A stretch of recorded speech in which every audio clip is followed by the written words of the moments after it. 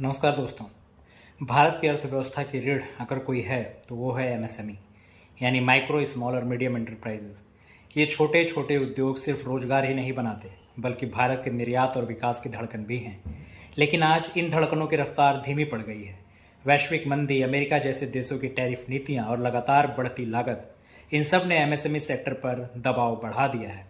छोटे निर्यातक जो पहले दुनिया भर में भारतीय सामान पहुंचाते थे, अब ऑर्डर घटने और मुनाफा सिकुड़ने की मार झेल रहे हैं।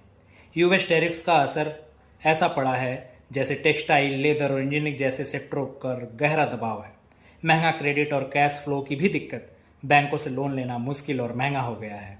ग्लोबल डिमांड में गिरावट की वजह से खरीदार कम ऑर्डर दे रहे हैं और नीतिगत देरी और अनिश्चितता के चलते एमएसएमई को राहत योजनाओं का पूरा लाभ नहीं मिल पा रहा है। मुश्किलें बड़ी हैं लेकिन हल भी है। अगर सरकार credit guarantee scheme, tariff support और टेक्नोलॉजी अपग्रेडेशन पर फोकस करे तो एमएसएमई सेक्टर को फिर से पंख मिल सकते हैं।